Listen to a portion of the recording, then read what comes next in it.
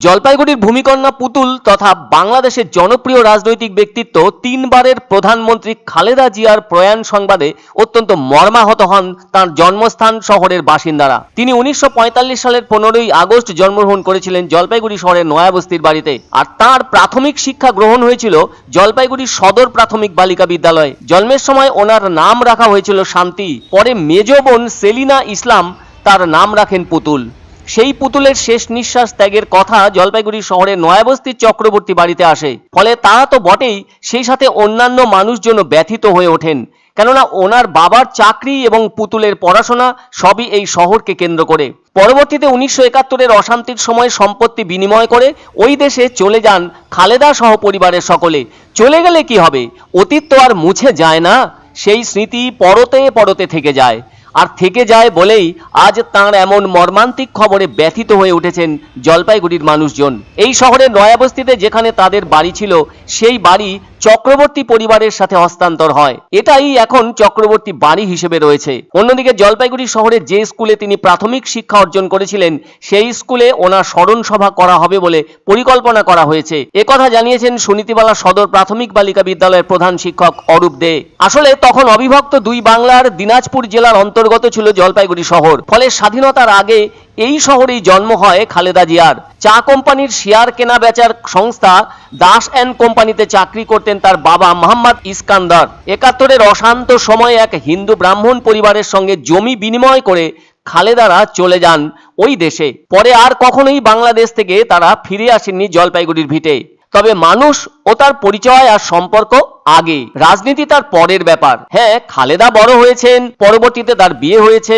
আসলে কলেজে পড়ার সময় তৎকালীন পাকিস্তান সেনাবাহিনীর ক্যাপ্টেন জিয়াউর রহমানের সঙ্গে বিবাহ সূত্রে আবদ্ধ হয়েছিলেন তিনি। সেজন্য 1965 সালে কলেজে পড়াশোনার সময় বিয়ে হয়ে যাওয়ার কারণে স্বামীর কর্মস্থল পশ্চিম পাকিস্তানে চলে যান তিনি। পরবর্তীতে স্বাধীন বাংলাদেশের জন্ম হয় 1971 সালে, আর ওই দেশে বিএনপি দলের প্রতিষ্ঠা করেন তার স্বামী জিয়াউর রহমান।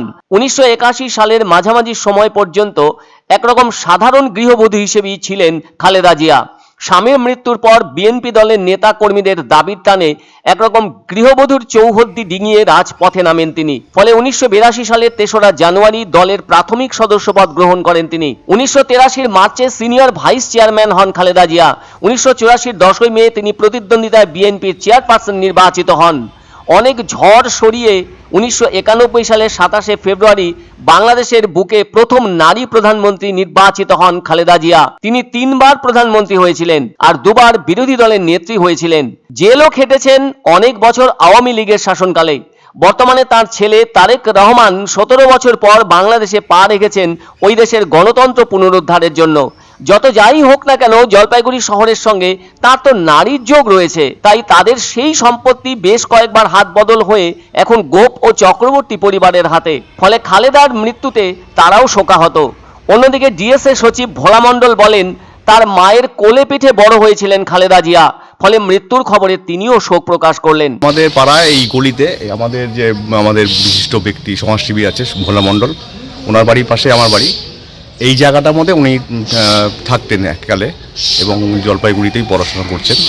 তার মৃত্যু আমাদের কাছে একটা বেদনার ব্যাপার, বেদনা এবং দুঃখের ব্যাপার। তার আত্মার প্রতি আমরা শান্তি কামনা করি। এই জমির বাড়ি পুরনো আগে ওনার বাড়ি ছিল। আমার মা থাকলে ভালো বলতে পারতেন, মা তখনকার সময় ছিলেন। আর বিষয়ে আমি কিছু বলবো না, তা জানতাম মারা বলতে পারতো। আমি তো দেখিনি ওনাকে, কিন্তু মাদের মুখে শুনেছি উনি এই জায়গাটায় থাকতেন কর্মসূত্রে না, উনি আগের থেকে এখানে বাসিন্দাই ছিলেন। তখন তো উনি প্রধান ছিলেন না। না, অত্যন্ত শোকের মুহূর্ত অবশ্যই। এই ওয়ার্ডেই একসময় থাকতেন বিএনপির যিনি প্রধান প্রাক্তন রাষ্ট্রপতি জিয়াউর রহমানের স্ত্রী এবং দুবারের প্রধানমন্ত্রী বেগম খালেদা জিয়া। 3বারের প্রধানমন্ত্রী আছে। 2006 তিনি অল্প সময়ের জন্য প্রথম কিছু আবার তারপর রিপিট করেছেন। এটা অত্যন্ত শোকের মুহূর্ত। একটা পাড়ার লোকের মৃত্যু হলো যেমন দুঃখের, আর উনি তো একটা আন্তর্জাতিক খ্যাতি সম্পন্ন। ওনাকে নিয়ে আমার গর্বও ছিল। ওনার আমলের বাংলাদেশ ভারতের মিত্র ছিল, আর আজকের যে ইউনিট সরকার চালাচ্ছে এটা মৌলবাদী সরকার, এ তো ভারতের শত্রুতে পরিণত হয়েছে। আজকে শেখ হাসিনা বা খালেদা জিয়ার যখন ছিল তখন এরা সবাই ভারত এবং বাংলাদেশের মিত্র ছিল, মানে বাংলাদেশ ভারতের মিত্র।